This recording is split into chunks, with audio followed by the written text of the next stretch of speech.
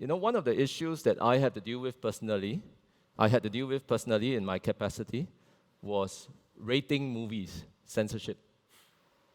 And one tricky issue that we had to deal with at the height of the 377A debate was how to rate Lightyear, the movie. If you know what Lightyear, the movie is, you have kids, you would know. It's a Disney movie, second installment after Buzz Lightyear. I don't know how many installments, but the tricky part of it is, in the midst of amending the 377A legislation, which all of you, I think we had discussed in the previous IPS conferences, we had to rate Lightyear, and there was a scene in Lightyear where the protagonist, which was Buzz Lightyear's best friend, had a flashback and realized that she is homosexual, right? And we have this rule in our content guidelines to say films should not promote or normalize behavior. And so we had a conundrum. How should we rate it? Of course, that's subject to interpretation. One of my jobs was then to engage. And I engaged with my minister, different groups. And we engaged two kinds of groups, right? We engaged, of course, people who are active in the LGBT community, advocates. And actually, very reasonable. We had a very good discussion. But their point was, art needs to follow society. No, sorry, art needs to lead society, shows what's possible. And if the values are good, right, in terms of, we're still promoting family and all that in arts, why not let people choose?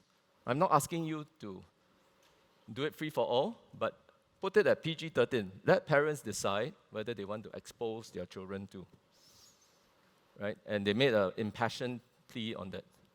Then I met religious leaders, right?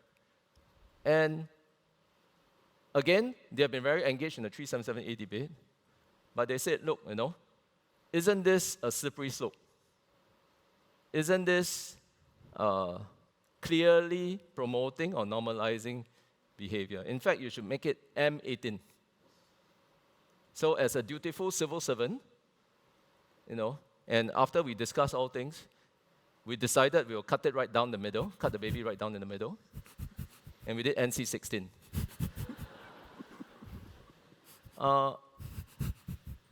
And I think that was the right choice. Both sides weren't happy, but NC-16 was the guideline in which we had to check ICs and IDs at the cinema. If you are PG-13, you don't need to. And I think both sides could live with it. I don't know, but are the two ever going to come together and decide that, oh, we all agree that this is NC-16? Actually, frankly, I'm not sure,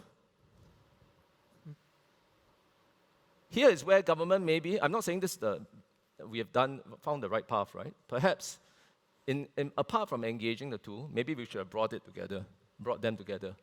And maybe in retrospect, maybe that's something we need to do a lot more of, bring everyone together, and hopefully they can come to a consensus. But actually, it will not be easy, because these are two polarized issues, and I don't think they'll ever meet. But I think the way to sort of bring them together, to come to a form of compromise, is if we have more social capital.